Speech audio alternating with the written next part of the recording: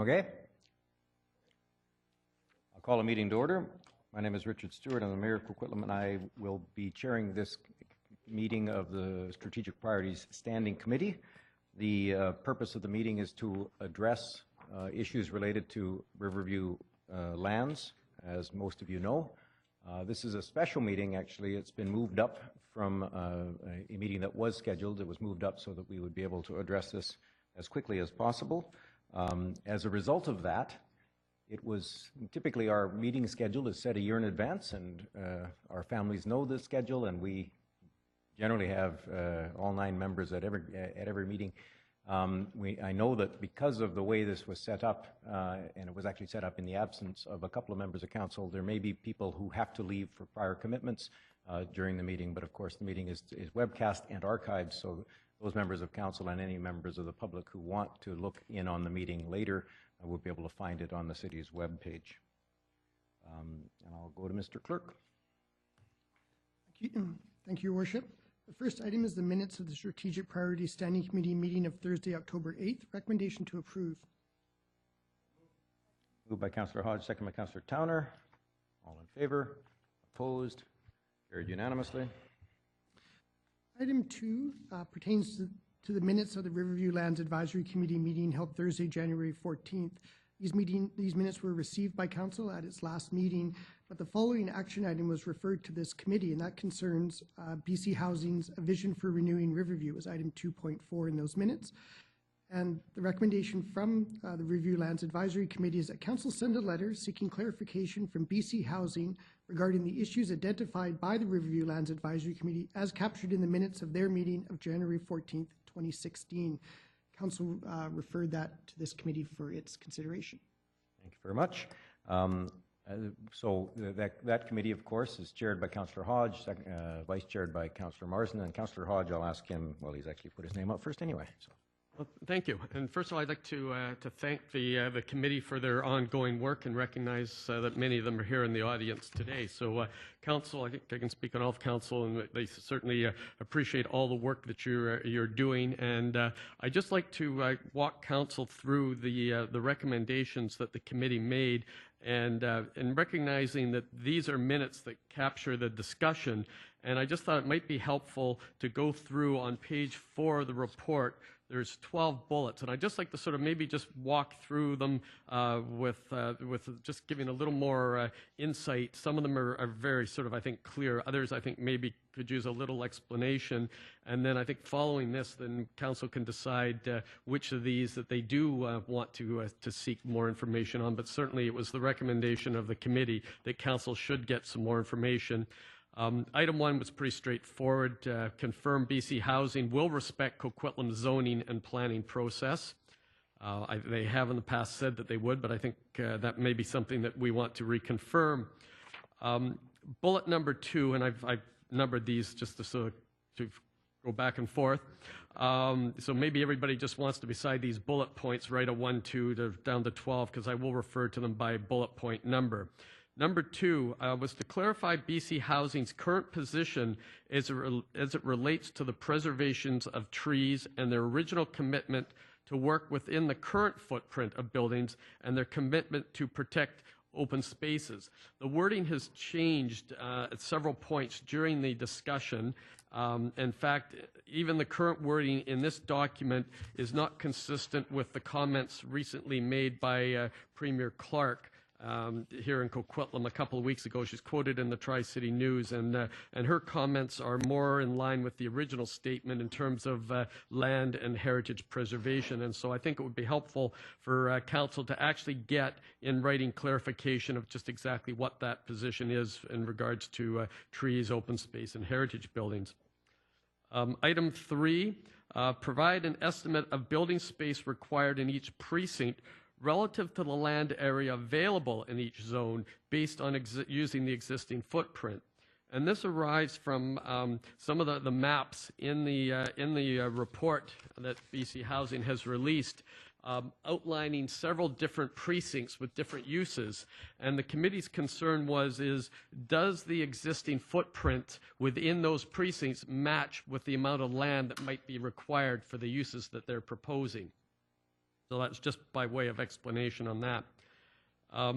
Number 4, define what constitutes Riverview's core collection of trees, and that's stated on page 15 of the visioning document. And the committee is asking that we clarify how the trees will be protected within the areas of consideration. That's on map 16. And so again, the committee raised concerns just about how they determine what the trees are that are of core value, and the areas of consideration that are on the map on 16. And I'm just flipping to that so that I have that myself. And it doesn't really sort of specify exactly what those trees are, and I think we need some more clarification in that area. Item number 5 on our list of concerns, provide more details on how space will be allocated and how plans will be developed for possible demolition, for repurposing of buildings, including a review of their potential heritage preservation. So again, on this one, it comes down to the building and the condition reports of the different buildings, and just exactly, are they actually following their proposed uses and possible possible demolition. And some of this discussion arises out of the Valley View, the decision to demolish Valley View. And the committee raised some concerns that in the original building assessment reports that were done by BC Housing, Valley View was actually not, an assessment was not done on Valley View. It was one of the buildings that actually wasn't done. And so there was some concern that, that they're not actually following that report, or that there's enough detail in that report to be making building decisions. Item number 6, reconfirm that revenue currently being generated on the site is being applied to the cost of property maintenance, and that the buildings are being kept warm, safe, and dry. This was a commitment that was made by BC Housing. The committee recognizes that there's currently a significant amount of filming taking place, and that they just want to reconfirm that that the revenue is in fact being used to offset some of those costs, and that we're not going to be in several years that there'll be a huge bill that needs to be paid for the ongoing upkeep. Item 7 was pass on the committee's concern that there's less public awareness on the current consultation process underway, because this report was released alongside the announcements for the new mental health facilities. So this land visioning document was released simultaneously with the healthcare announcement, and it was the committee felt that it may not get the public input and exposure that the previous phases in the consultation process had. Item 8 was provide more details about the future of the cemetery. There's actually no reference to the cemetery in the report, and so we feel that the committee feels that council should keep that discussion going and ask BC Housing for dialogue in that area. Item 9 is sort of covered off earlier, but to explain how the health of the trees will be protected, including the safeguard of the root system, because as the committee pointed out, that you have to have a fairly significant buffer around a tree. It's not just okay to put a 6-foot orange fence around the trunk of the tree. That is not necessarily going to provide the protection that that tree requires. Item 10 was advise the provincial government that any plans for development on the site must include improvements to transit as well as road improvements. And I note in our committee minutes that it refers to Highway 1, and I believe the committee actually, and that was referring to Highway 17, the low-heat highway. Item 11, Highway 7, I've got in my notes, Highway 7, not Highway 1, and it was page 11. On the map, and a map on page 18 where that's referenced. And that's where I did it. Thank you, Councillor O'Neill. Item number 11 was to provide more details on the future of the old orchard area. Because there is no reference to it in the visioning statement, and it falls outside of the 4 precincts that are illustrated on page 18. So on page 18 of the map, it doesn't actually, the old orchard area falls outside of those precincts, so there was some concern about what plans the provincial government might have for that area. In addition to the items that are captured in the minutes, I'd just like to draw council's attention to a couple of other concerns that were raised. One is around building number 6. The provincial government, in its announcement, mentions that it's going to be taking down Valley View Hospital and Unit 8, and it doesn't make any mention of Unit 6, which I believe is right next to Unit 8. And so there was some, I think some clarification was suggested in that area.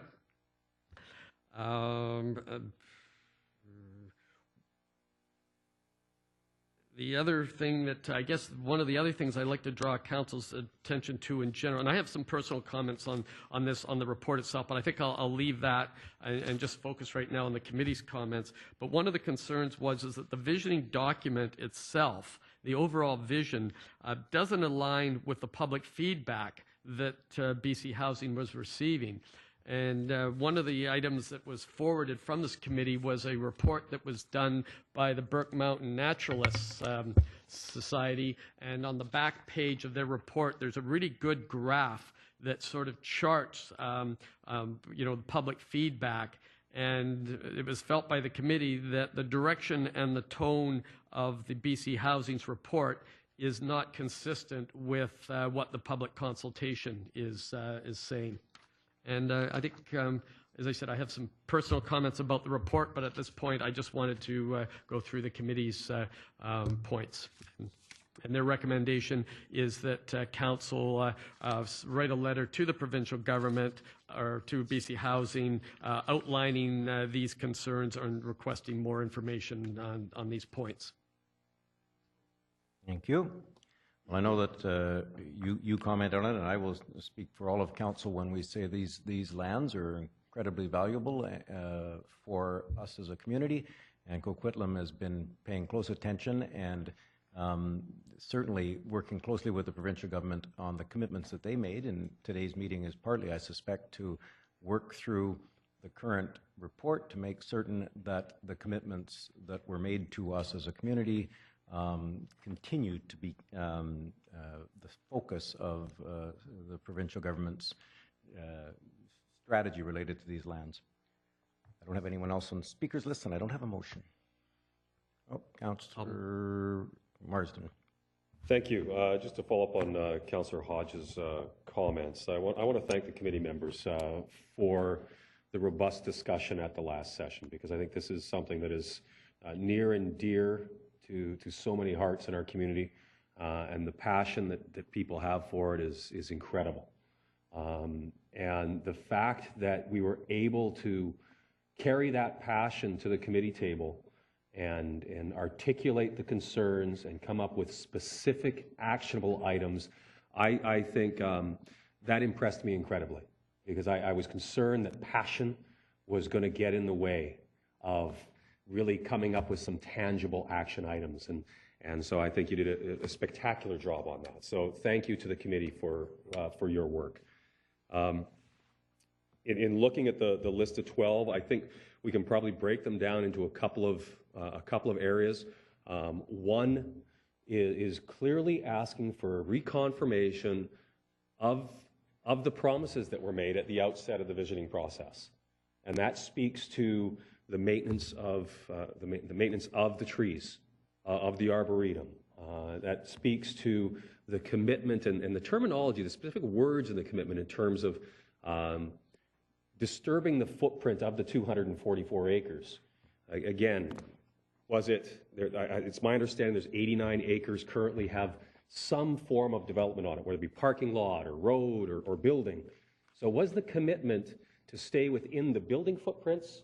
Was the commitment to not exceed the 89 acres? I think it's important that we do that. So I like what we've got here. I think we can break these pieces down and say, let's confirm and ask the province again to confirm exactly these components. And there's some other pieces that I think every single one of these are legitimate questions. Some are going to come through the master planning. And so I think it's something, it might be an arrow that we hold in our quiver to ensure that it's addressed through the master planning, or as that we get into that dialogue that we ensure that we're at the table with that. So again, I want to thank the committee for their work and encourage my colleagues to look and ensure that we garner that confirmation from the province. And I think the mayor has made some comments in other side discussions we've had about on how we might best go about that. Certainly, Councillor Hodge pointed out the Premier was kind enough to suggest that, you know what, we're going to maintain the Arboretum. We're going to keep that. Great. And those are wonderful words. I'd like to see them in writing again to reconfirm exactly where we are. So I'll just end my comments on that note. Thank you. Okay. So the motion that would be before us if we had moved it at this point would be to you are going to move. Good. Okay. I needed someone to move the motion. I suspect Councillor Marsden may well, but go ahead. I'd like to move that. Wait, one second, please. Councillor Hodge. I'd like to move that these recommendations be forwarded to council so that they can send a letter to the provincial government based on the recommendations of the committee in terms of seeking clarification. Because we can't actually make a vote here. Given that the committee typically recommends stuff, and we'll be able to debate it better here, I suspect a motion for council direct that a letter be written based on the committee's discussions today or something like that. Don't be so careful. Okay. So, I move that we send a letter to BC Housing and the provincial government asking for clarification based on today's discussion. Okay. Been moved and seconded by Councillor Marsden, so that's the chair and vice chair of that committee. That motion is on the floor now.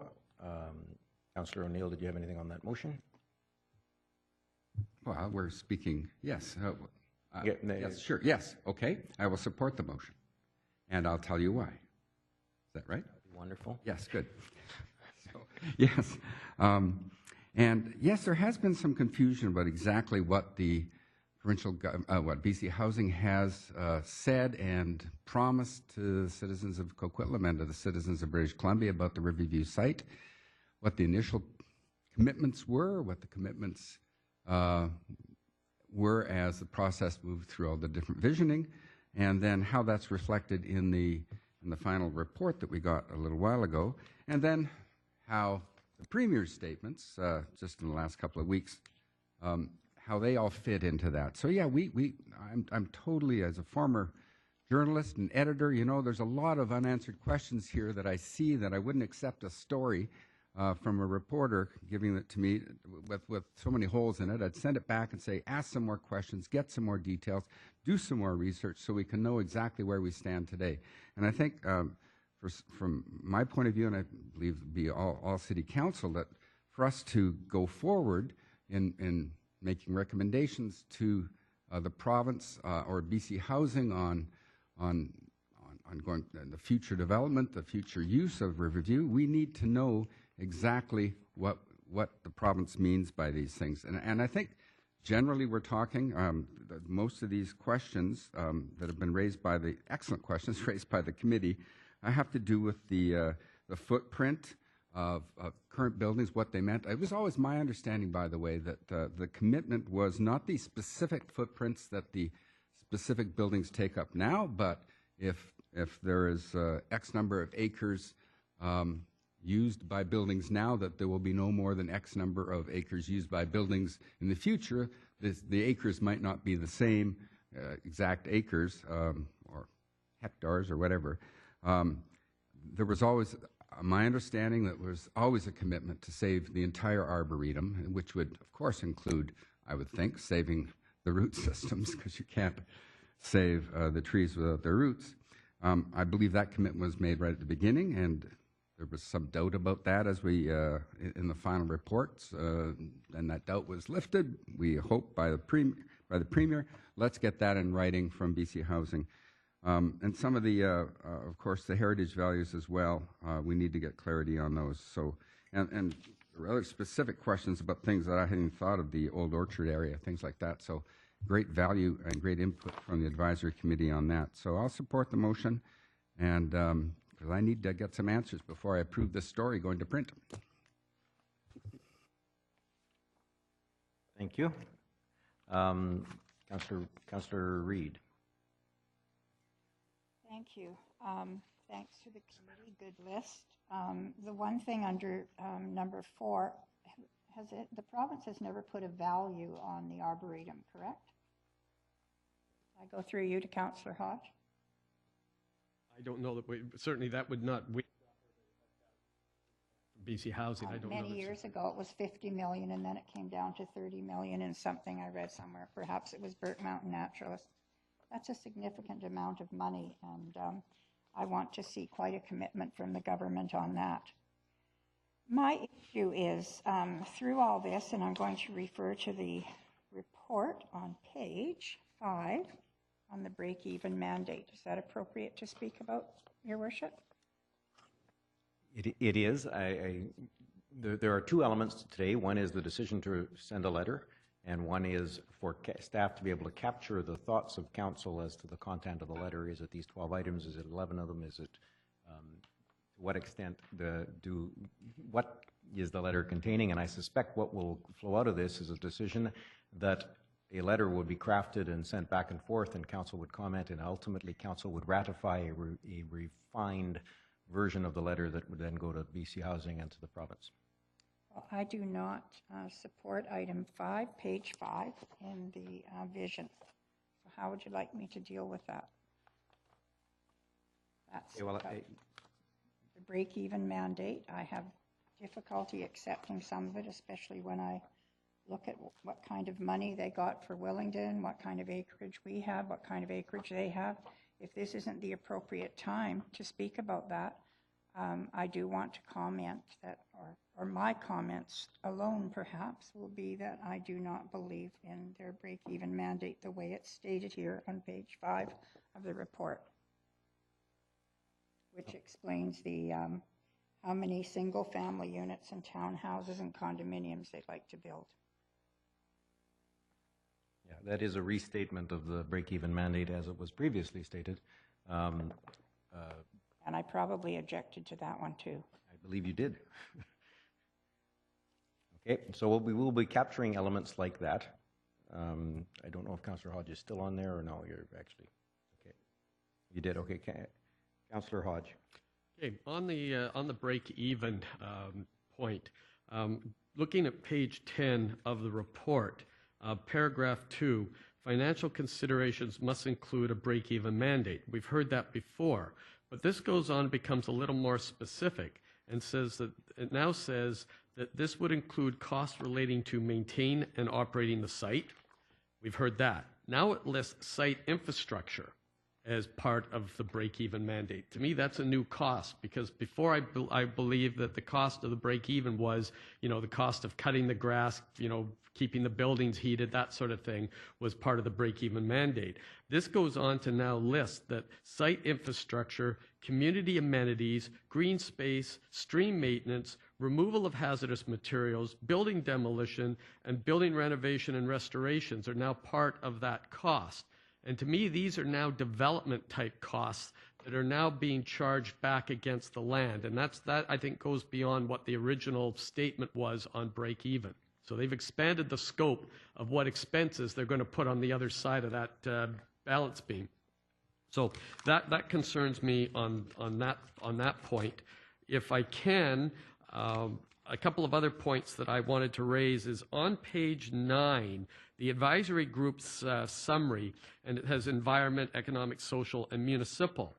And the bullet points for municipal, I don't think really capture some of the statements that we have publicly made and positions that this council has taken, including those outlined in the Higginbottom report and in the future of Riverview.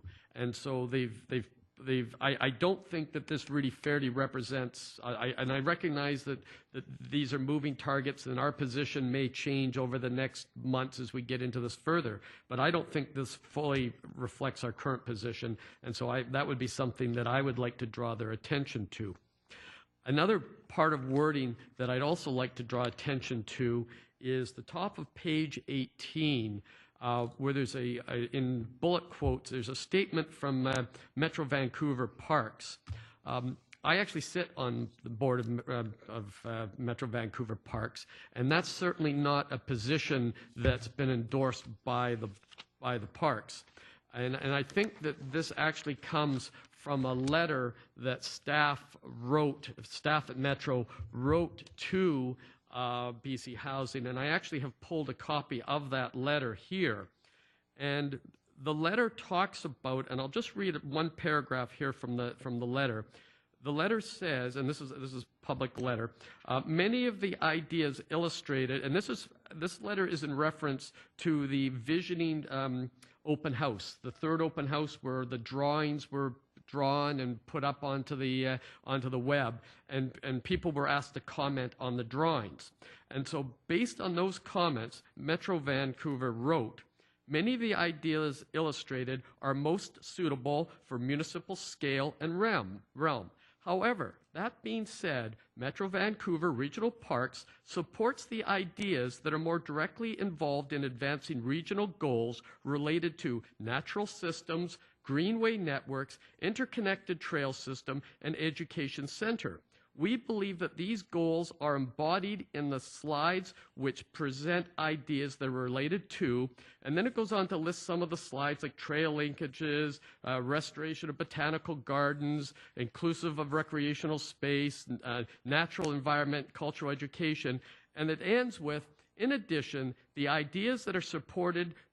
It says, in addition, the ideas that support the creation of complete communities and offer support for the model of health and wellness for everyone is aligned with Metro 2040 and regional principles. So the quote has been taken from a larger body of work that talks about complete communities in the context of a region where you have all of these amenities. And I believe that by pulling that bullet point out and placing it on the page with the 4 precincts is actually suggesting that Metro reviewed this page and supported this page, and I don't believe that to be correct. And I will concur with that. I believe that Metro Vancouver was taken out of context here. I'm not going to say it's deliberate, but I think that Metro Vancouver Parks doesn't comment on planning issues for Metro Vancouver. It's an odd situation where you'd actually quote them on a planning issue. I'm chair of the Regional Planning Committee, and we haven't seen this, but Parks then is used, they're using a quote from Parks that suggests that if you build a community, you should build a complete community. And our challenge isn't with that wording, it's whether or not a community, a new city, belongs on Riverview.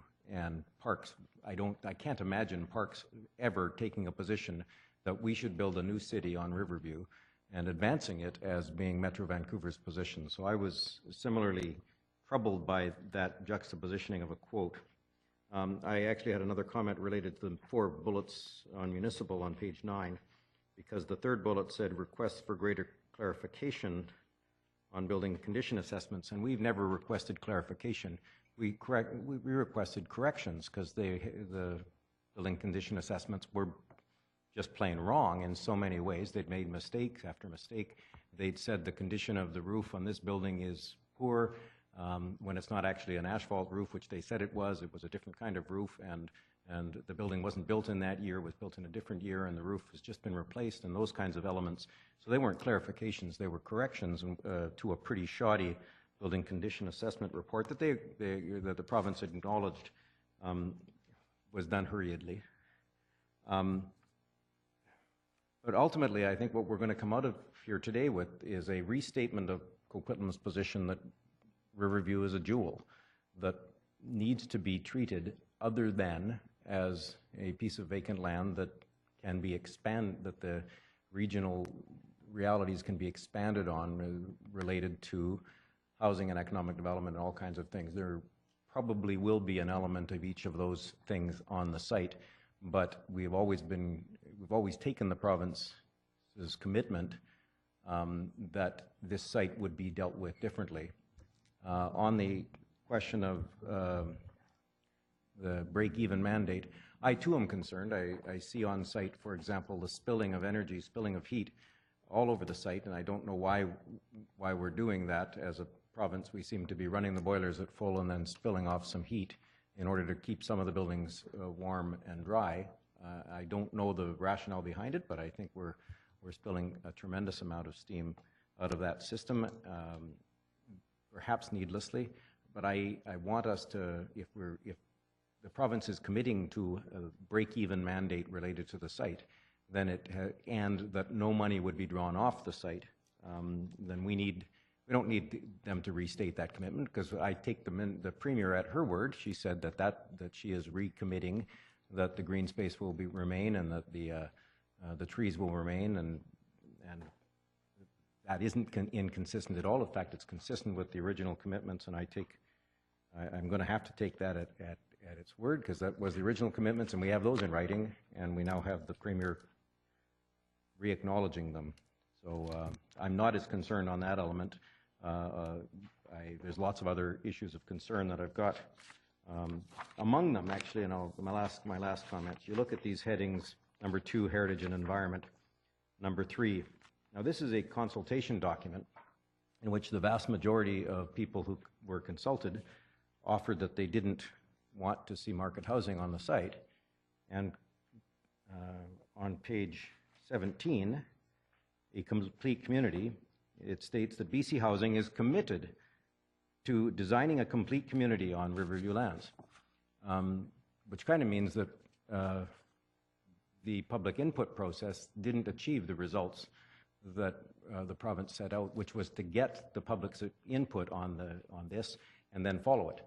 Because clearly, if 80% of the folks don't want a complete community there, they want the land to be dealt with differently from every other development area of the region, then BC Housing can't possibly take the position in a public consultation that they're committed to something other than what the public said they were asking for and what the city has said repeatedly that we were asking for. Similarly, the next one is on page 19, number 4, housing. A renewed Riverview will offer a range of housing options. I'm astounded. Tied directly into BC Housing's commitment to realizing a break-even mandate.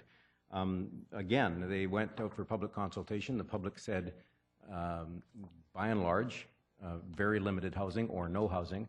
And the reporting back of that public consultation says BC Housing is committed to doing the opposite of that. And I'm astounded by that and troubled by it.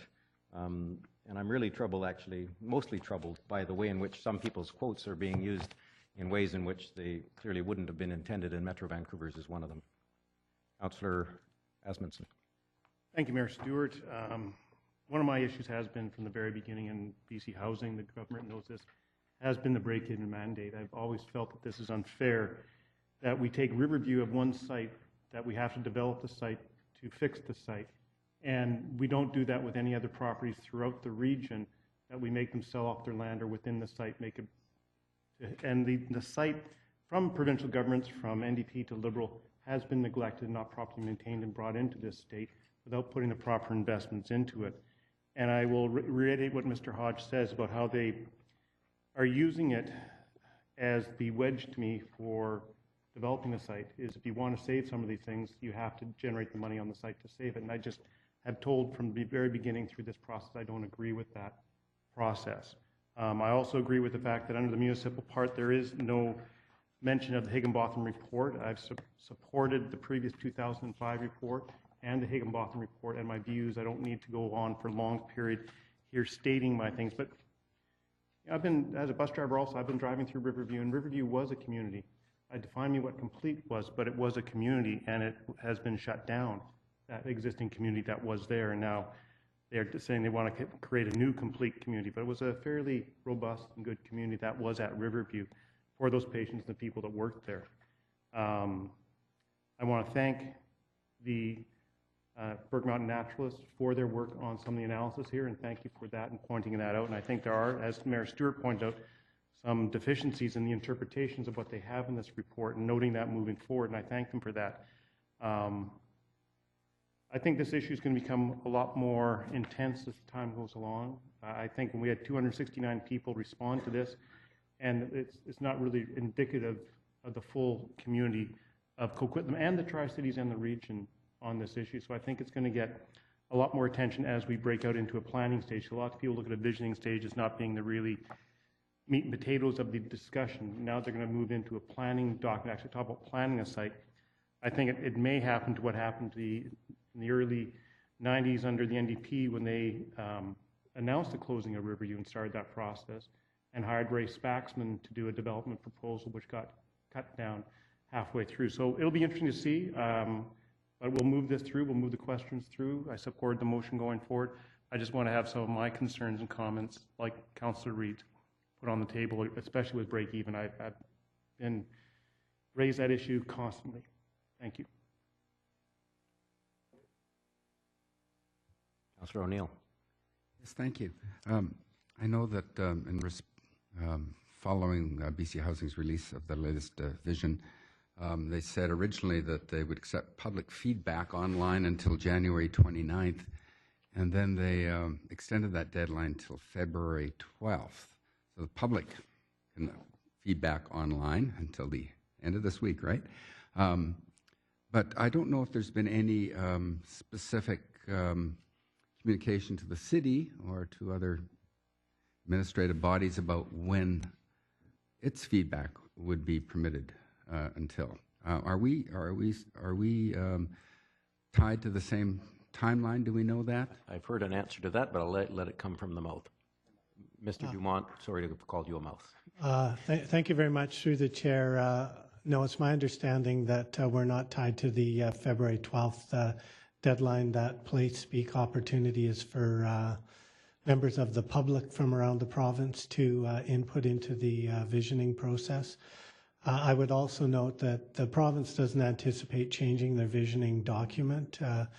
They say that the input related to their final document is more to inform the master planning process moving forward. And we anticipate hearing from the province in March relative to their vision document. So I think there's still some time for the city to input into the process. Okay, good. So that's good, because we're going to be asking, at the very least, we're going to be asking the questions that the committee has asked us to ask. We might be adding some of our own questions. And so I want to know that the answers we get will be of use to us in letting our final opinion being formed, helping us form that final opinion and communicating that to the province.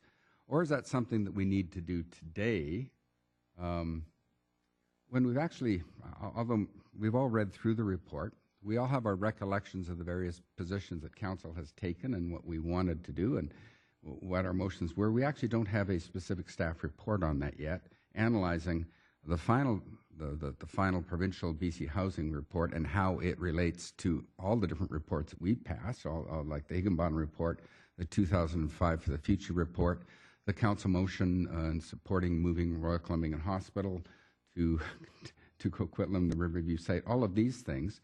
So we don't know in which ways the final vision actually specifically goes against the things that we've passed motions on. And these were previous councils, the majority of which are not even here in some cases, and where the visions align. It would be hard for us, I think, we could all go through and make a whole bunch of different points, I think, about where we think there's some gray area, where we think it's quite firm in well, this vision clearly doesn't align with what council has said, or where we think, well, actually, some people think it doesn't, but it actually does align in a way. There's things like that. We could go through that, but I think it'd be kind of difficult, specifically when we lack that detailed analysis, or even it doesn't even have to be that detailed, I guess. A report in front of us to remind us about exactly what all the motions that council has passed, all the letters that council has written on this issue, and to compare those to what's before us now. I just want one small example of, and then I don't know if there needs to be analysis on some of the concerns that are even being stated now, maybe clarity about what BC Housing has always said about how it interprets the break-even mandate, or what it said at the beginning, and how that clarified itself once it got onto BC Housing's website. Like Councillor Hodge said, it was never his understanding that the sort of infrastructure that he talked about was supposed to be under the break-even mandate, but BC Housing's website lists guiding principles, and one of them is that all costs associated with future use, such as heritage building restoration, infrastructure upgrades, and community amenities, must come from revenue generated on the property. That would seem to indicate that it does cover all that stuff. However, I don't know when those guiding principles actually got put onto the website. Maybe this is just a reflection of the last half a year. Maybe the year and a half before then, there were different guiding principles. I'm not sure about that. So there's a lot of uncertainty. Certainly a good step forward for us now is to ask these questions, maybe add a few more, get the answers back as soon as we can, so we have them, so we have some more clarity when we can. If Mr. Dumont says that BC Housing is going to be meeting with us in March, then we can ask some questions then, and maybe out of that, then we have a formal declaration of something, or maybe make formal council positions on something. That I think that would be quite a natural thing to do. And given, of course, that, as Mr. Dumont says, provincial government's not going to be changing this document, that only is now looking for input on the master planning, we have time to get it right here, so we don't need to pass a lot of motions on what our opinions are right now until we get more answers, both in the form of responses to the advisory committee's questions and questions that we may add to this in this letter, and then questions that we may ask in our meeting next month, and then also in response to whatever I hope a staff report will give us in terms of laying out for us in a chronological way the letters and the motions that the council has passed in previous years. Thank you.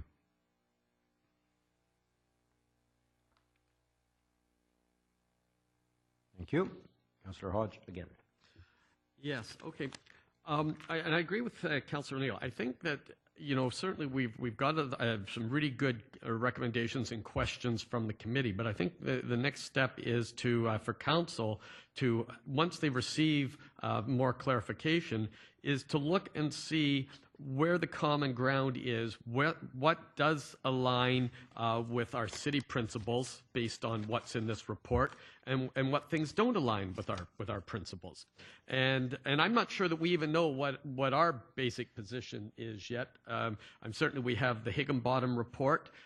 It's silent on some areas that that the committee, that the general public is very vocal on, and you know, certainly the public is looking at the results of the survey. The public is adamant that, you know, they want to see mental health care here. They want to, and that's, I think, you know, we're seeing some steps in that direction from the provincial government. I think all of council was very pleased to see, you know, some development in that regard. There's been discussion about, is it enough? I think it's a start. So that sort of ticked that off. They're going in the direction of mental health. We're getting mixed sort of comments about preserving the trees and core trees, and that, I think we can sort of resolve that through some clarification. And if it's clarified in a manner that we're not happy with, then we're in a position that we can make a comment on it. The buildings. We know that there are some significant challenges with the buildings. It would be great to save all of them. As a lover of heritage, I'd love to see them all, but I'm also realistic about how much floor space can be repurposed and the cost. So I think we need some more clarification in that regard. So I get that. Going down the list of the things that the community says it doesn't want. It says it doesn't want mixed-use housing. It doesn't want residences and retail. So there's clearly where the document here does not follow what we're hearing out in the community. The content, or the term complete community, although it is, I think this report does go on page 18 to start to explain a little bit more of what that means. I personally have some real concerns about that. These are my own personal feelings about complete community, and I think at some point council has to say what is a complete community in our vision. Certainly, as Councillor Asmundson mentioned, at one time there was a community on Riverview.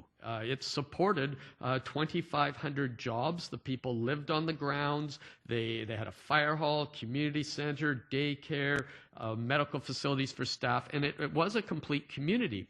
But it was a community built around mental health care. And all of the services that were there supported the patients and supported the workers of those grounds. Later in this report, it says that their version of complete community goes beyond that. It says complete communities provide a diverse range of housing choices within the Riverview lands, opening the site up to a greater number of potential residents of all ages and incomes. A complete community will offer affordable housing and rental stock. So their version of complete community goes beyond what traditionally has been a community there. And it starts to go into the area of city planning. We talk about planning a complete community on Burke Mountain, yet we know we don't have, well, we're getting a school now, but we still don't have transit, we still don't have the coffee shops. We're told that the coffee shop doesn't want to set up there because they don't think there's a business model for it. So I'm a little challenged by this concept that we're going to build a complete community in an area of the city that doesn't have schools, doesn't have the municipal infrastructures that we would put into a complete community. And I think that we need to have some discussions in future about where this council is going to stand on the housing, the type of housing. I personally don't want to see market housing there. My thought would be transitional housing, people that are coming out of healthcare that still need to be in close proximity to those services. That's sort of what was there in the past.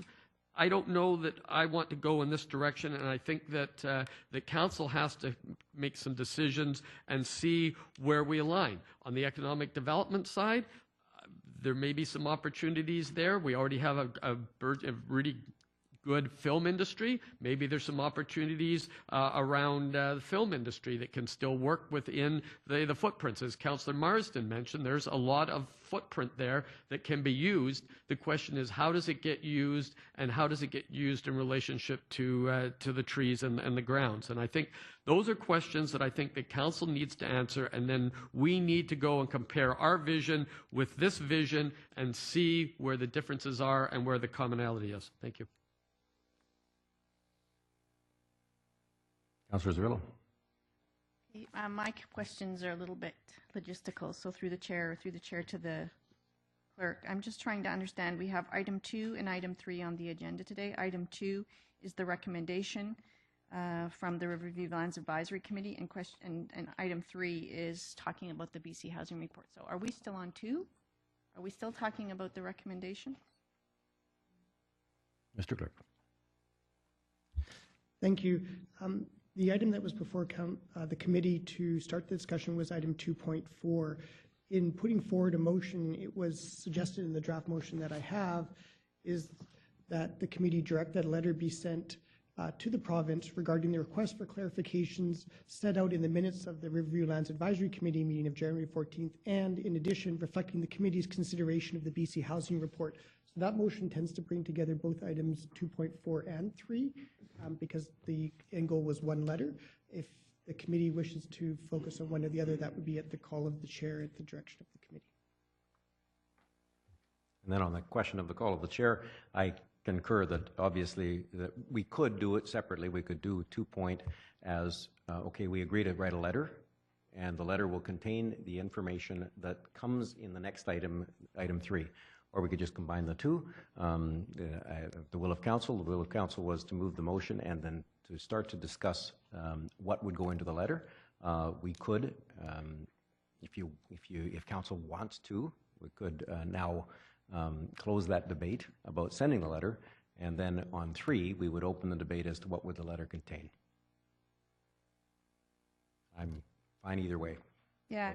10 seconds difference. Yeah, so I guess why I'm asking is because I think it's relatively accepted by the group here, the majority of us here, that we would like a letter to go with the 12 questions that came from the committee, but we may have questions after that in addition that may stem from additional information that we would receive from city staff. So I'm just wondering if it could be easier to just do one letter that came specifically from the committee, and then our other letter will take some more time to formulate the council's questions, just because we do have outstanding information. Many of us were waiting to see the whole history of commitments that were made, both on the BC Housing side as well as the council side. So that's all. I'm just thinking maybe the bite is too big if we try to put them both together, and I'd like to see them both split.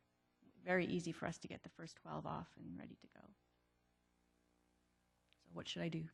Make a motion to split? No motion will be necessary. If council wants to send 2 letters, because that's what this decision would be, we would then have a debate only on these 12 items, and then when we get to 3, contemplate the larger questions related to that aren't included here. The 12 items that are here are largely clarifications or restatements of prior commitments, that sort of thing, and they are severable, although I suspect council will have several to add to that that are, again, questions of restatement or clarification or even reconfirmation. Mr. Clerk. Thank you, Mr. Chair. That was my understanding too, is that council was putting forward other items in which they had clarifications or requests for further information. Councilor Zerlo is correct. There was discussion about a forthcoming staff report. These letters or letter does not preclude a future comment to the province based upon that additional document. I in fact saw those as two different exercises.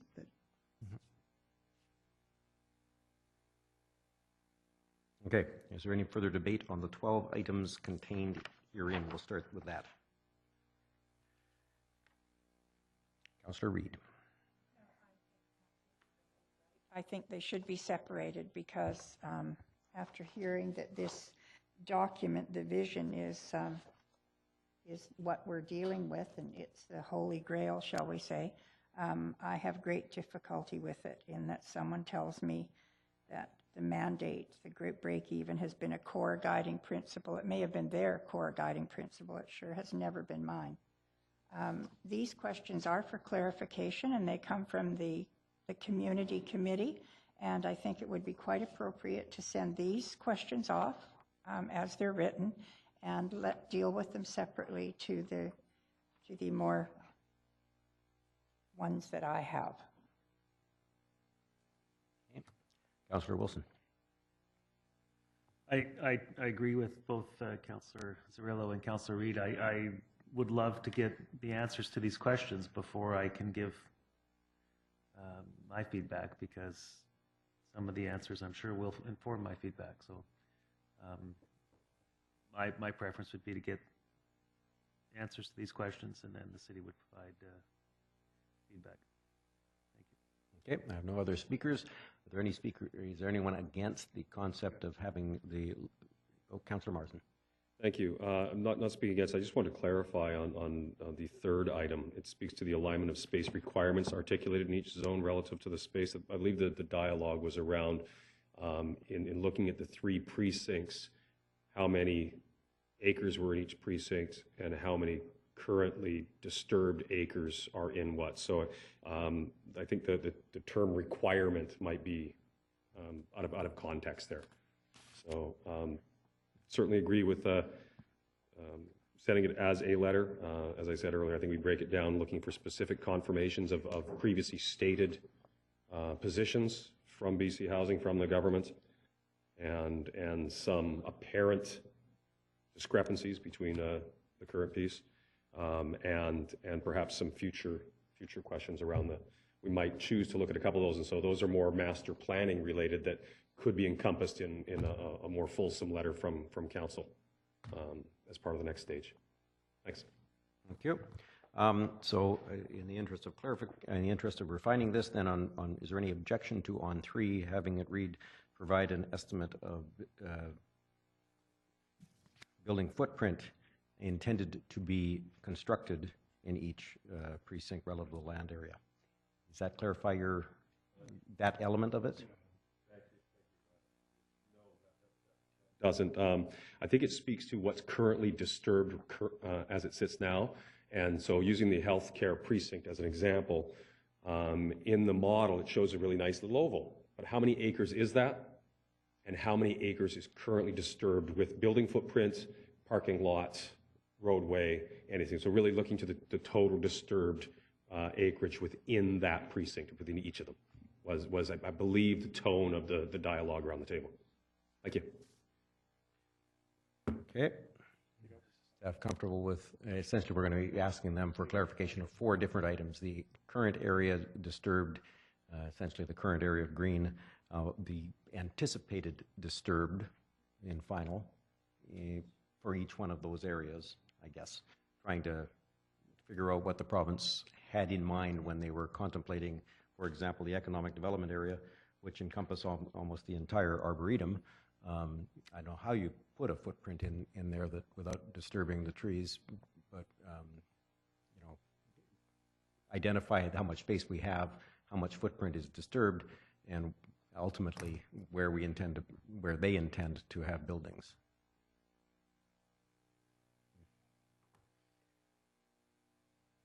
Like that? Yeah, not so much looking at Well, that was the question. Unfortunately, that was the question that the committee asked, was an estimate of building space required.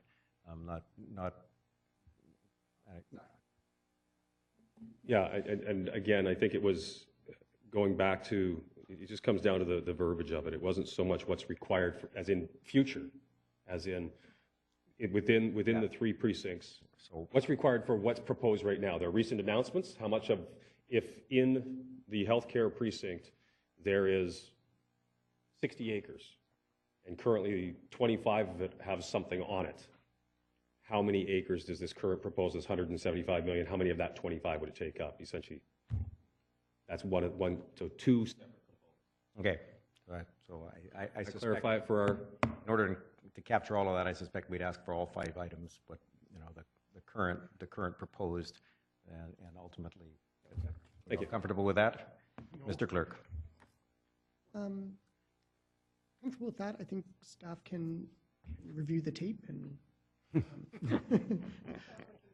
find I absolutely hate. Trust me, sir. I hate writing letters by committee. find consensus. Trust me, sir.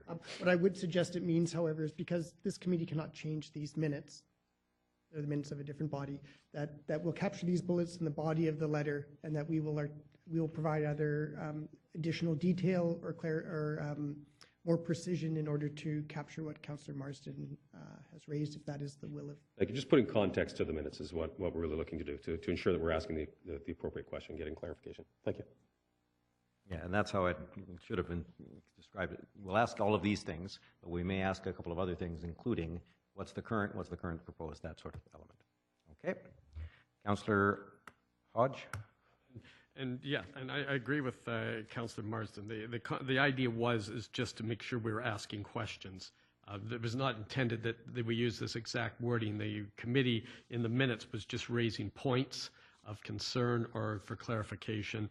I've, in my own way, tried to sort of explain further what it was that the committee was asking, and I think that through this discussion, that staff or whoever is going to write the letter in conjunction with the mayor, you know, the wording they choose will represent the questions that we want answers for. But essentially, it was just what the committee was saying, was finding a way to just sort of ascertain, is the amount of space, undisturbed footprint in this particular circle going to be enough to meet the possible needs, and where do the circles land, and does the goals of the document here line up with what's really on the ground? And I think that's the context. How that's worded, I'll leave to staff. And there may be 3 or 4 questions within here, but I think the important thing is that we just ask the question.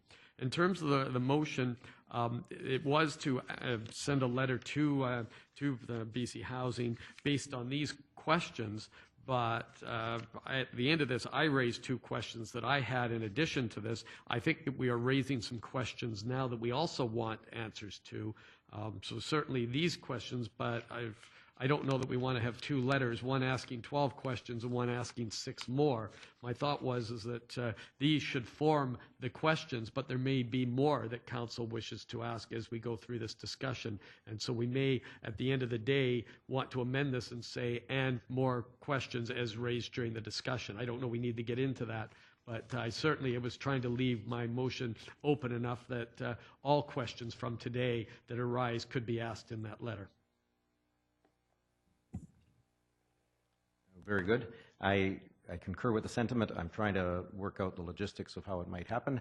I suspect that unless there's an objection right now, when we pass this motion that we send the following letter, it is subject to council's agreement later on in this meeting that that item should have been put in the previous letter. Let's add it to the previous letter, and I don't see any problem with that. There's no procedural barrier to that either.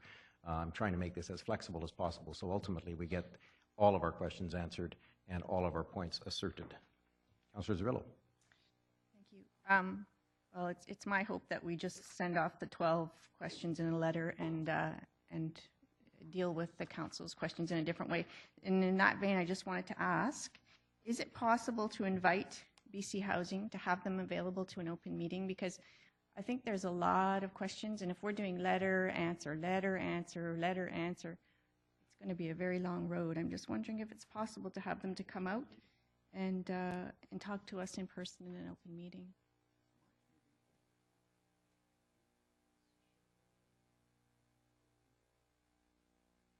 Mr. Dumont. Through the chair, we can certainly invite them. I'm not sure whether they will or they won't come to do a question and answer, but we can certainly put that to them. And they don't have to come with all the answers, but at least we're having a person to person, and they can always get back to us. But anyway, it's my preference that we do this, the committee versus the council, just for ease and also for flexibility. Thank you. Yeah, well, to their credit, they have been willing in the past to come before us, and so I think if I see council concurring, we'll extend the invitation again to open those lines of communication. Councillor Hodge didn't have anything else. You did. They have been invited to the next committee meeting. Of course, that committee meetings aren't open to public discussion, but then neither are council meetings. But they have in the past come forward and met with the committee following each stage of the consultation process, and they have been invited to our next committee meeting as well. So I'm hoping that they will attend as they have in the past, and that will be a chance for the committee to ask some of their questions as well. Sounds good. Okay. I have no other speakers on the question of sending a letter with the 12 points. Mr. Clerk. Thank you, Mr. Chair. So just because the motion we have on the floor doesn't reflect where we seem to have arrived now, I would ask the committee, who now owns that original motion, that the motion be revised, that staff be directed to write a letter to BC Housing seeking clarification regarding the issues identified by the Riverview Lands Advisory Committee as set out in the minutes of their meeting of January 14th, 2016. We'll encompass that to include the bits of clarification that came here. Is that okay with all of the committee? Yes. Great. We'll leave that moved by Councillor Hodge and seconded as it was by Councillor Marsden to begin. Very good. Any further discussion? All in favor? Opposed? Motion carries unanimously. Thank you, Mr. Chair. So moving on then to item 3, which concerns BC Housing's report of vision for renewing Riverview.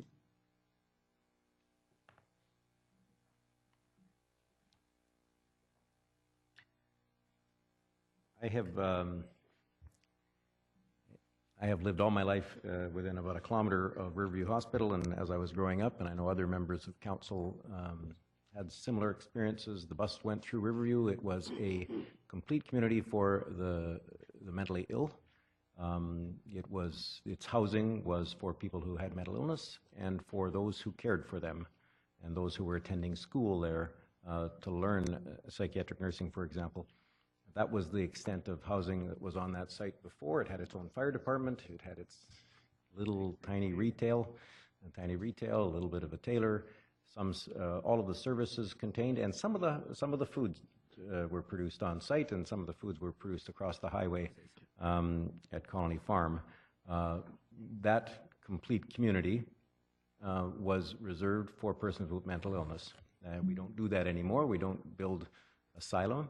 We don't create those kinds of therapeutic settings, and we do that deliberately. The science for mental health, mental illness care has changed.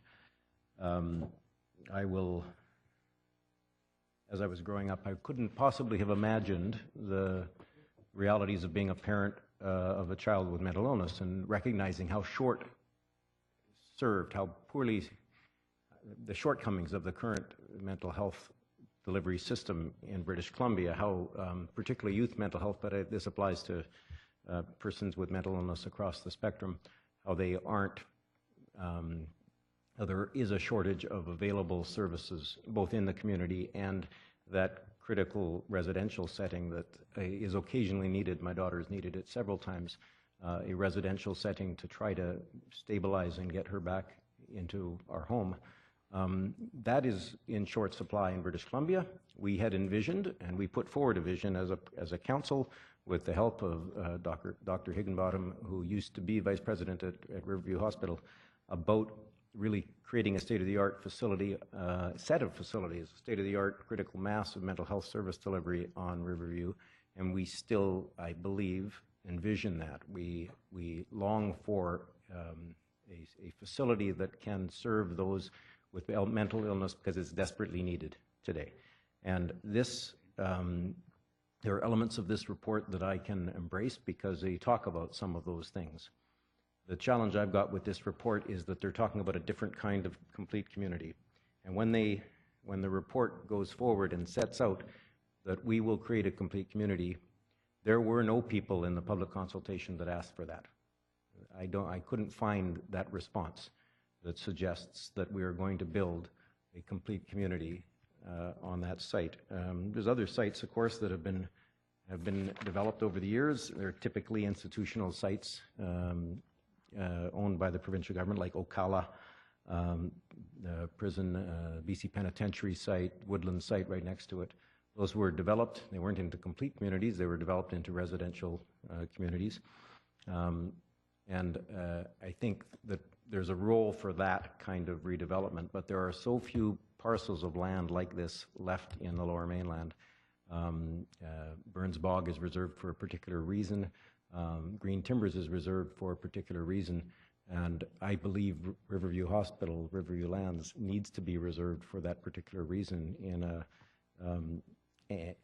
both to provide a critical mass of mental health services, but also for the values that the current site provides, particularly in film industry and various others.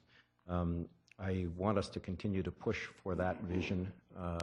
I don't envision a complete community, even though it sounds like a nice thing. It sounds like something you'd want. I don't envision that, and I don't know any of the public commenters to this process that envisioned creating a shopping center and all of the other accoutrements of a complete community with residential and service and commercial and such. We're building some of those in Coquitlam. They're being built in places where I believe they belong. I don't believe they belong on Riverview Hospital. And Councillor Hodge. Well, thank you.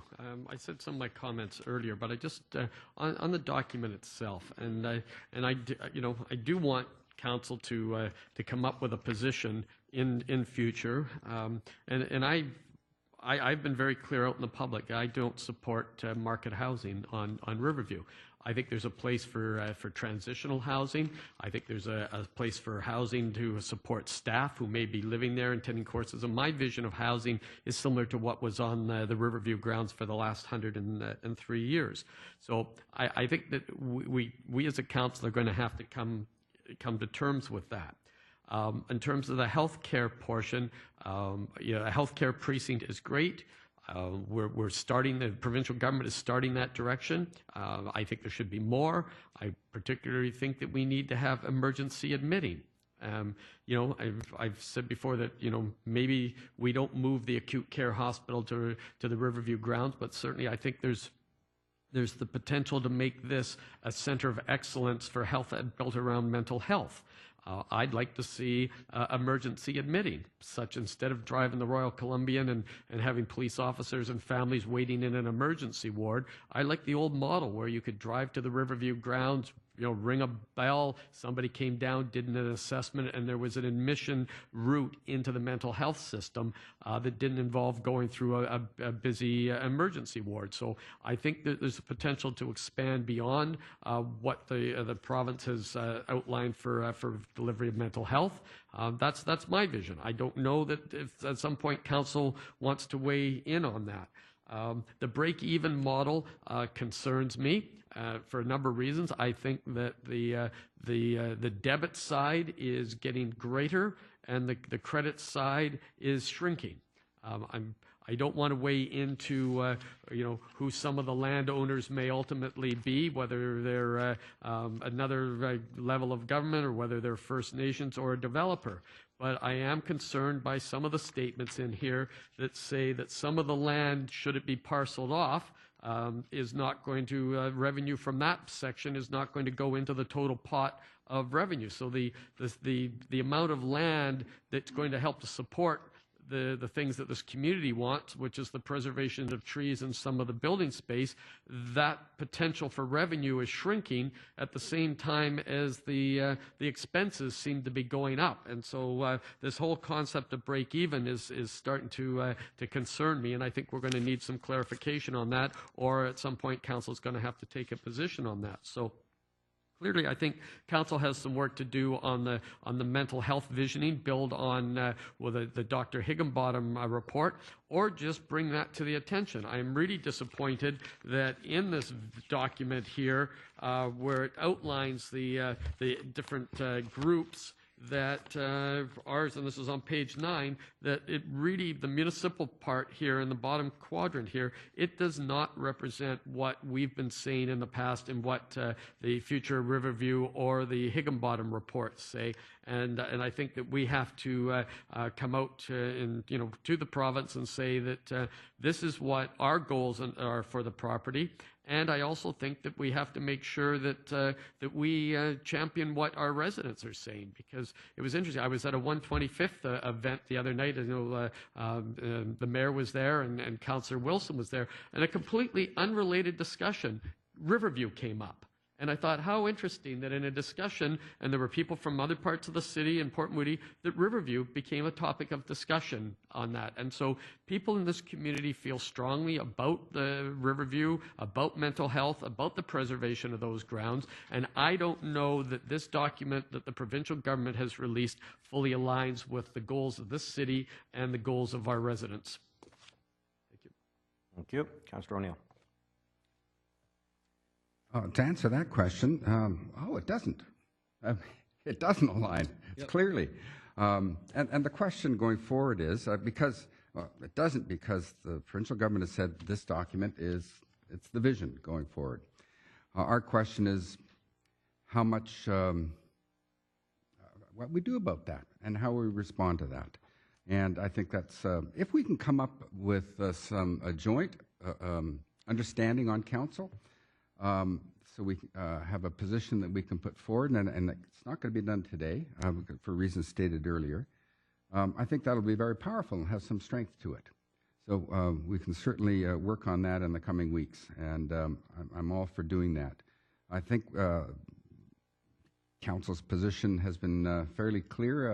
Our last major discussion about this was the Higginbottom report, and in essence, the province has looked at that and said no. They haven't agreed to anything nearly that scope.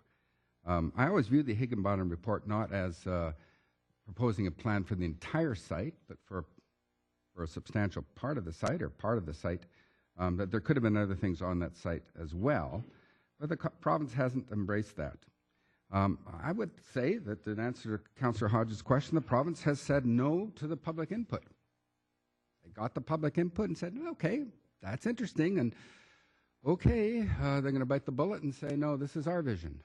And it kind of reflects what they've been hinting at for 3 years, all the way along anyway. So we're going to have to deal with that. Our position is already clear because of the Higginbottom report that doesn't align in many ways with this new vision.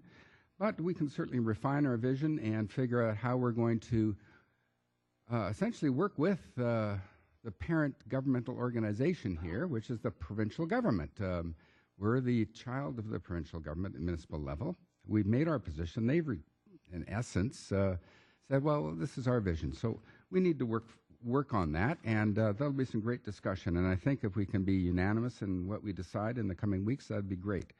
And just a little bit of context, since the mayor went back to his childhood in the area. I can't go back that far, but I will go back to what I've said publicly and privately for the last several years as this visioning process is going on, is that we really do have to keep in mind that the provincial government and many other places in the province looked at what they saw as excess land or facilities they no longer needed and liquidated them for the highest possible value. They said early on they were not going to do that here, and they are still saying that. They're not going to liquidate and build on 100% or sell 100% of the land and say to the developer or the owner, do with it what you want. They've made these commitments about protecting the overall number of acres that are currently green. That's going to be there going forward. They have made a commitment about protecting the Arboretum. Those are really important things, and that we have to realize, I think, and keep that in mind. In a way, I sort of see this as the community and council, asked for the stars. Whether we landed on a mountaintop or a hilltop and didn't get to the stars, that's just a matter of refining the metaphor.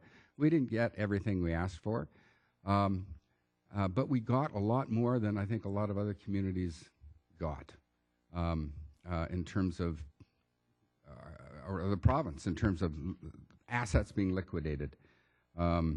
This asset was not liquidated, holus bolus, and I think we should always be thankful for that. And I said that right at the beginning, and maybe that's a weak position to take from the outset, but I try to be realistic, and I try to be straightforward, and that's my honest position. So I look forward to working with council in the coming weeks to get answers to some of these questions and to come up with a position that we can go forward with that I think is going to end up reflecting somewhat of a disappointment that everything we asked for wasn't met, but also they're also saying, here's what we still think should be done and how it should be done, and to maximize for the whole community, all of Coquitlam, and even for the province, the best use of that land. So a broad statement there, and devil's in the details. Thank you. Thank you. Councillor Reid.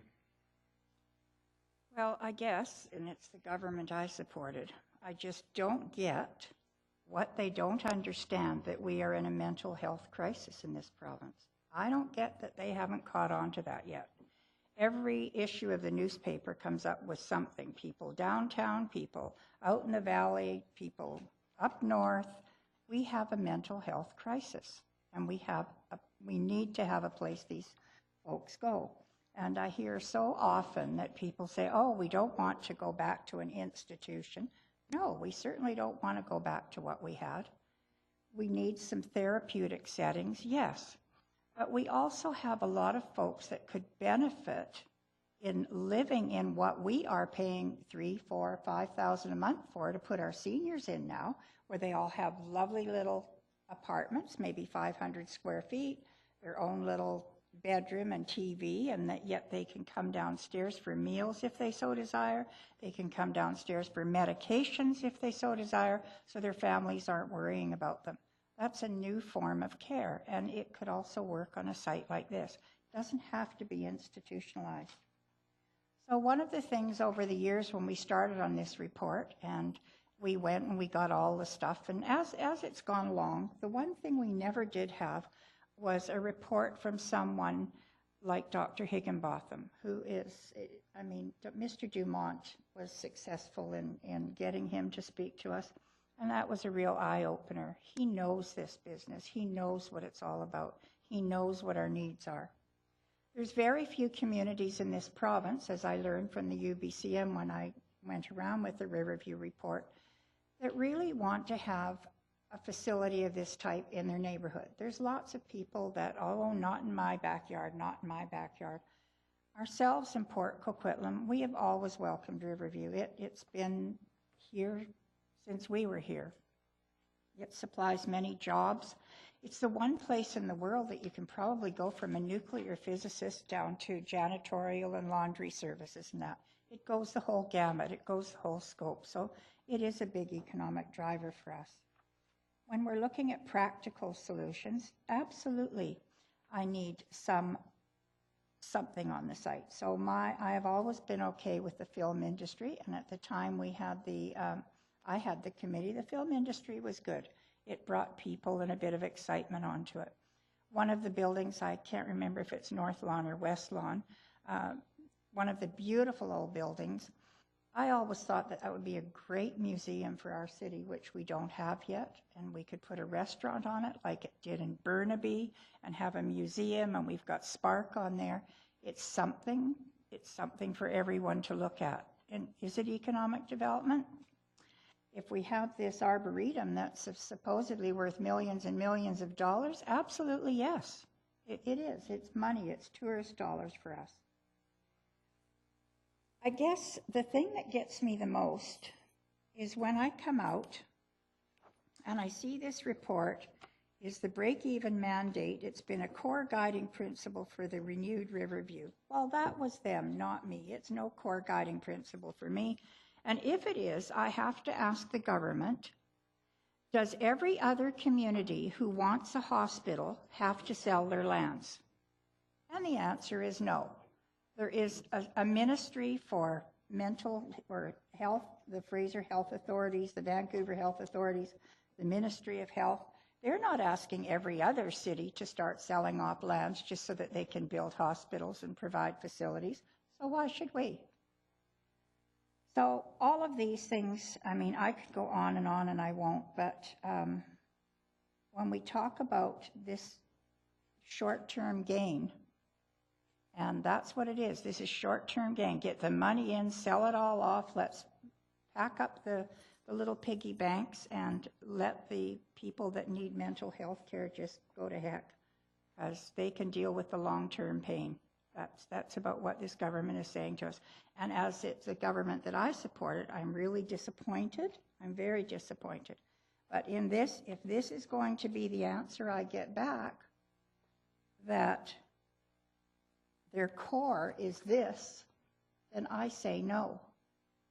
And on a very pragmatic part of it, there is no other site this side of the Fraser River that has this much acreage, contiguous acreage, that any further university, with the influx that we're getting in here, 2 million people or whatever we're getting, if they ever need another university, another hospital, another special study place, what are they going to do? Go out and buy little 33-foot lots for $1 million a piece?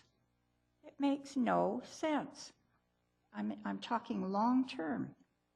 It makes no sense whatsoever. And I give you right now St. Paul's Hospital. It needed expanding. They see it's just prime real estate. So what do? Fortunately for them, they got a lot of industrial space, but they had to go and buy a great big site to put a great big hospital on. It's going to happen out here. We in the burbs, Poco, Port Moody, ourselves, we have Eagle Ridge Hospital. We're going to need other facilities. And my last comment will be on one of these little urgent care facilities. I think that would be primo for us to have on that site.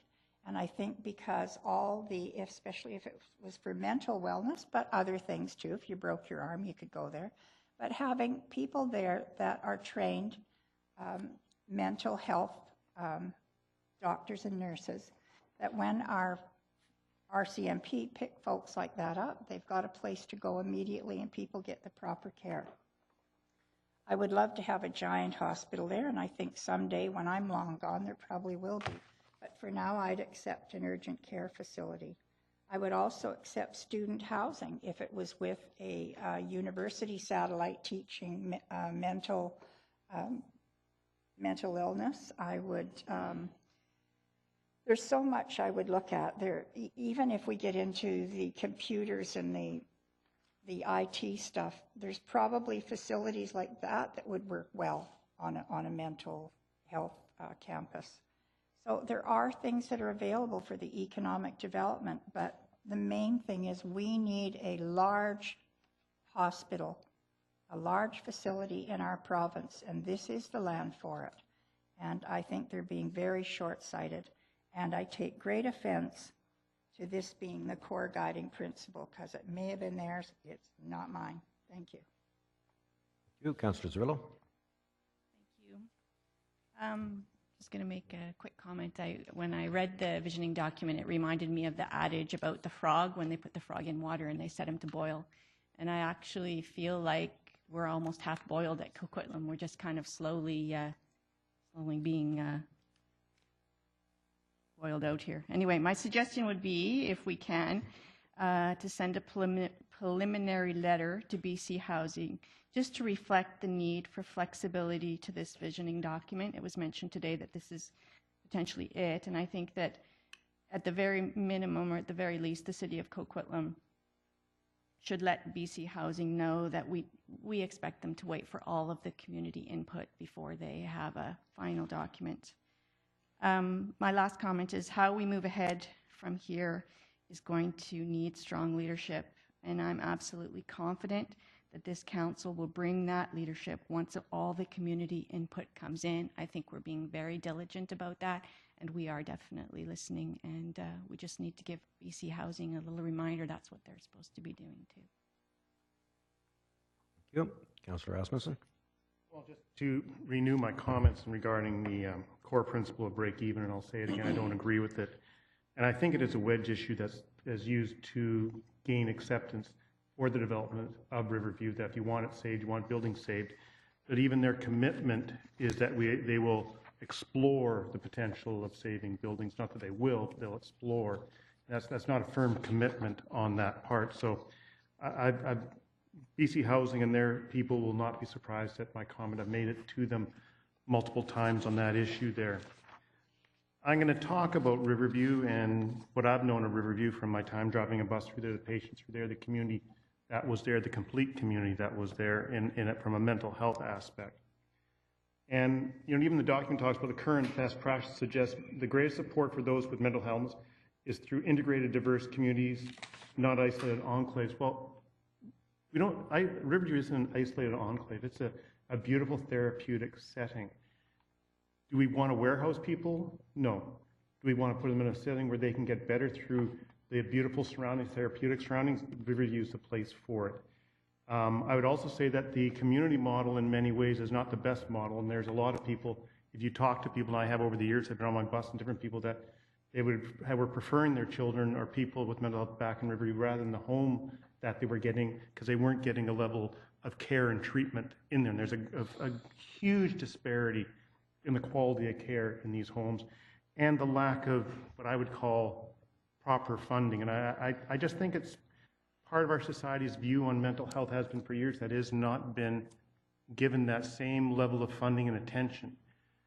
In the Higginbotham report, I've supported an urgent care hospital, which is similar to what we talked about, is that you have Vancouver General Hospital created UB hospitals to take pressure off of Vancouver General. And the idea of an urgent care is to take pressure off of Royal Columbian Hospital, but also at the same time, my vision for that is that health, whether mental health or other health, should be combined as all together to make the idea of mental health as just another normal problem that people have, not to be segregated out as something that is still taboo within people. I believe in my time of looking at people downtown on the east side driving there with the people that are SAMI, severely addicted, severely mentally challenged people, need to be in a setting like Riverview, and our laws have to change. As a symposium of schizophrenia, talking about the parents and challenges of the laws letting people release themselves for the family, and people know that harm will come to them. But we do need better care for those people with mental health. We need a situation like this, they can get the longer term feel. I've supported that vision. I don't support market housing and all the both reports on that grounds. I've supported housing in there for people going through their rehabilitation, their health. I'd rather see, as Councillor Hodge said, our hospitals, when I drove in Vancouver, St. Paul's Hospital, the psych wards, you shouldn't be having psych wards. You should have temporary places where they can be transferred out to a hospital like Riverview and dealt with there, free up that space. Because the nurses, and my sister-in-law is a nurse, nurses in hospitals aren't staffed or able to properly deal with those people in those situations. So it would be better in a facility like this where they are taken to get that more in-depth treatment and professional treatment that they can get. I'm going to go through the report. I would also state that, and people, if they don't remember, I've said this before, is that we took over 200 acres of land or more off of River. I forget the exact acres. Going back in the 70s, the town housing that's on the west side of the Riverview was part of the Riverview grounds at one time. So we have taken land from the province and developed the housing on that land. And so I think what should be left there should be left there. But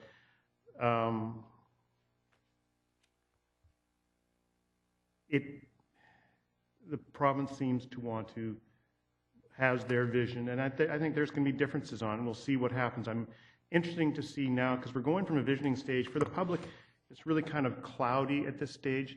They now have put out a request proposal for a actual planning phase for the review, and I think that's going to be a little more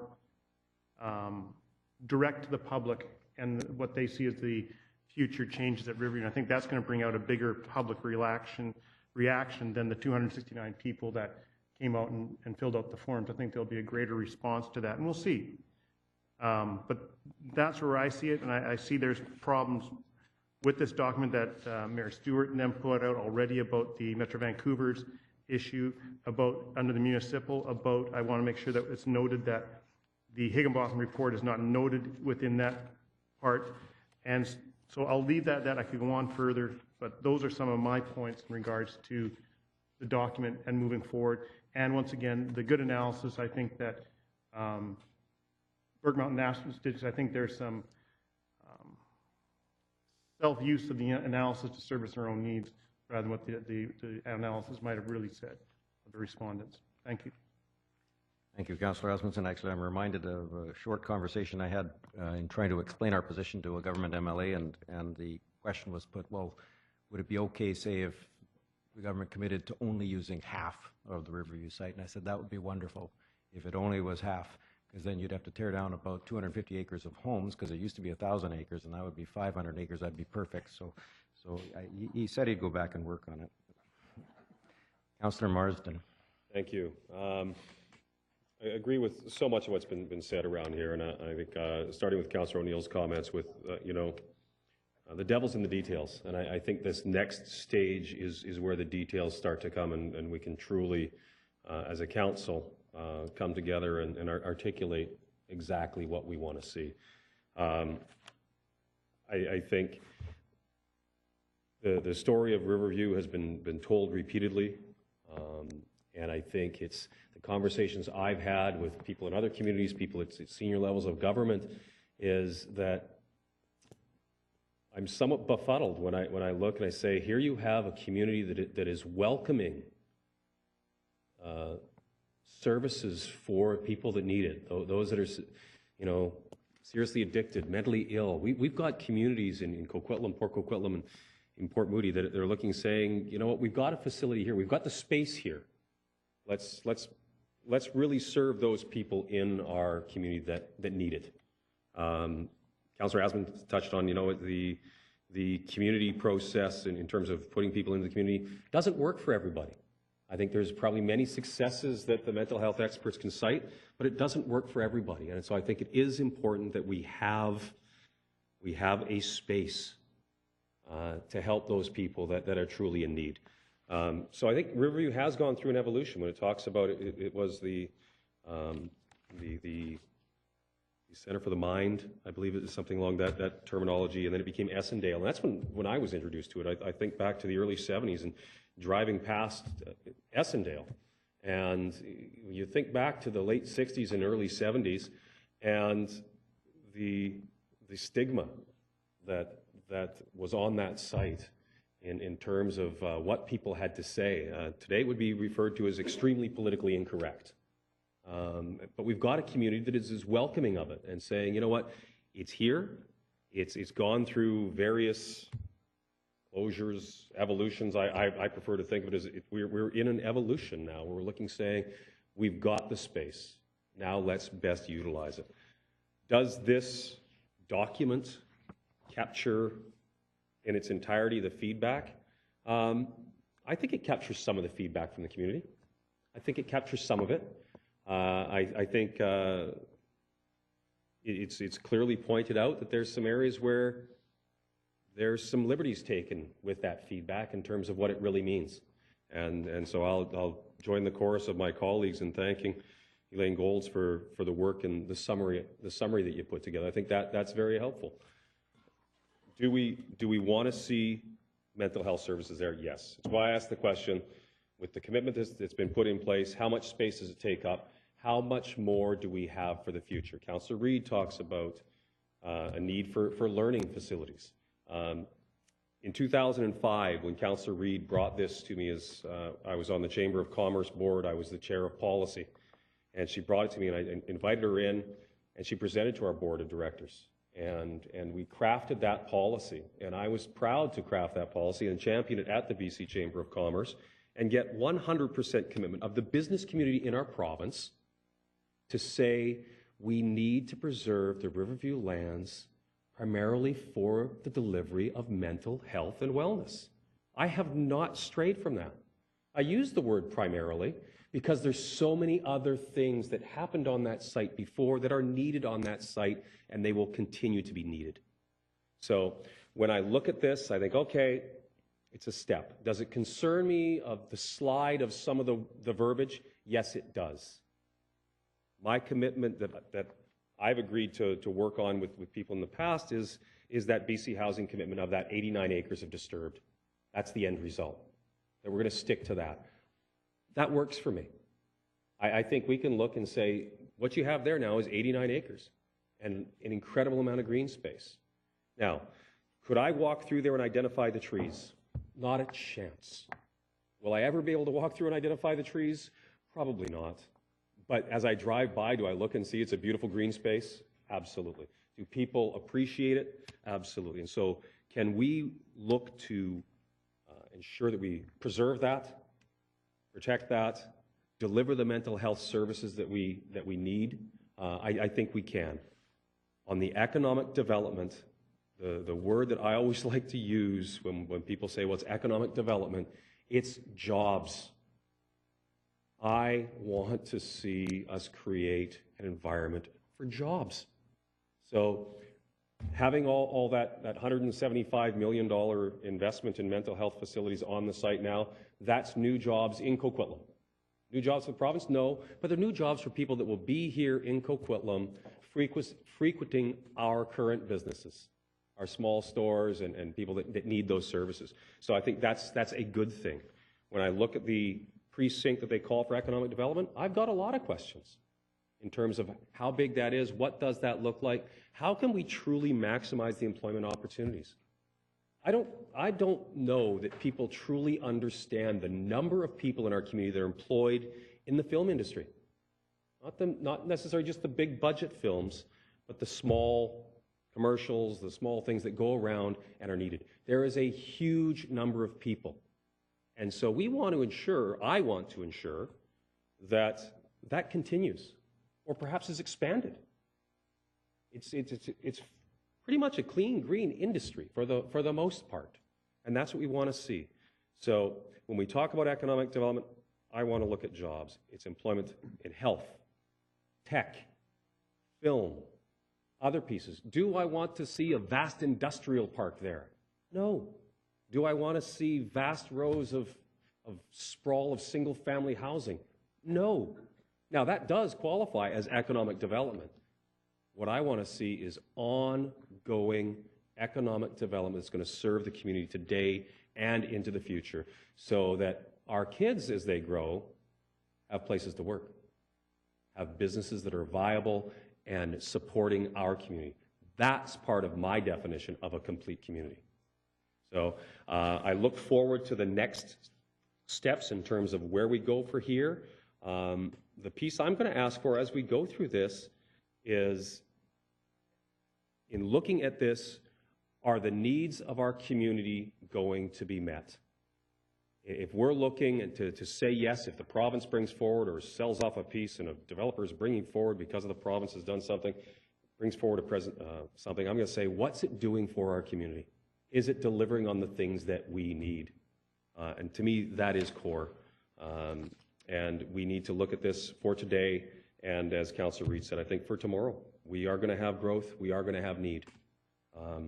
And so I think this is a step. I do have some concerns with it, but I think we can work as a council to clearly articulate those and ensure that going forward, we come up with the feedback on, this is a vision. That's nice. But when the rubber hits the road, what do they really want to see, and how are we going to deliver the community that we want and the services that our residents need? So, again, next step, I look forward to the next phase, and I want to really, again, thank our Riverview Lands Advisory Committee for the work that you've done, for the feedback you provided, and for the passion that you continue to show for this, because I think it's critical for us to go forward. So thank you very much. Thank you. And in case there's anything left unsaid so far, Councillor Wilson. Well, I'm going to be quick. When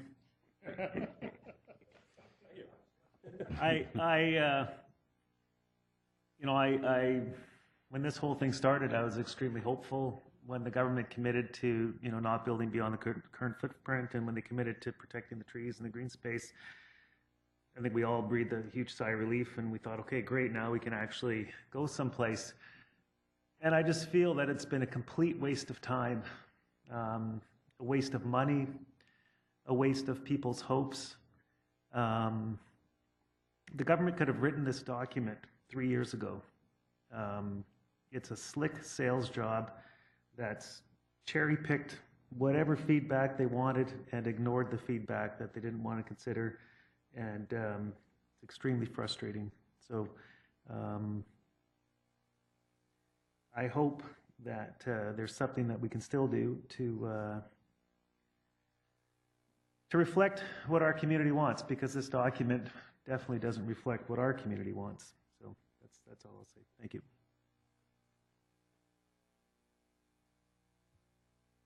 Thank you very much. And that's it for the speakers list. Are there any?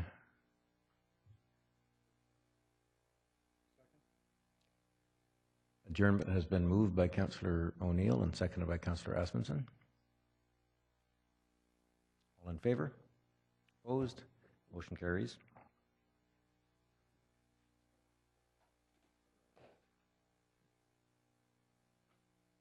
Thank you all.